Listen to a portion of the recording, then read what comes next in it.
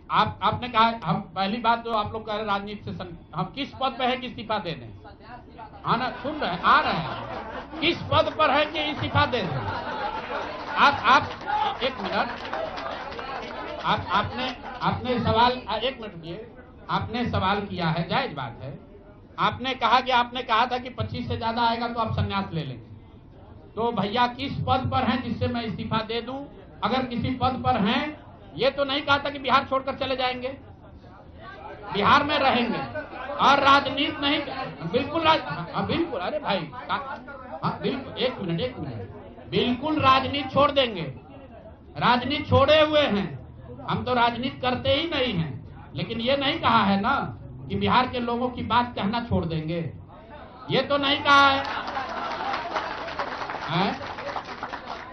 हाँ,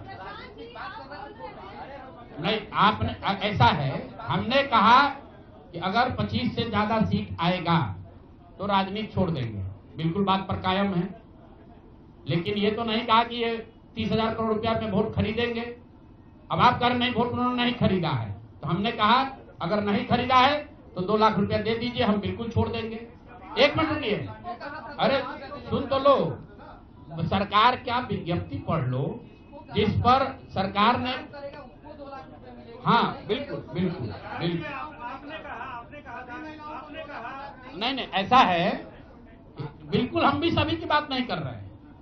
सरकार ने 1.5 करोड़ लोगों को 10-10 हजार रुपया दिया है और पूरे देश में इस बात पर बहस छिड़ी हुई है कि क्या ये 10 हजार रुपया वन टाइम देकर वोट खरीदा गया है कि किसी सरकारी योजना के तहत इस पैसा को दिया गया है। मैं ये कह रहा हूं कि मैं बिल्कुल ये मानने को तैयार हूं कि सरकार का ये एकाधिकार है, वो चाहे योजना शुरू कर सकती है, अंतिम महीने में किया, उसमें कोई दिक्कत नहीं है, हम उस बात में नहीं पढ़ रहे। इलेक्शन कमीशन ने चुनाव के दौरान ये पैसा बांटने दिया, ये उनकी गलती है, उस पर भी हम टीका टिप्पणी नहीं कर रहे हैं। हम तो ये कह रहे हैं कि जिस योजना के तहत आप जीत कर आए हैं उस योजना को लागू कर दीजिए। हम लोग को बिहार में रहने की भी जरूरत नहीं है, बिहार ही छोड़ देंगे, राजनीति की क्या बात कर रहे हैं?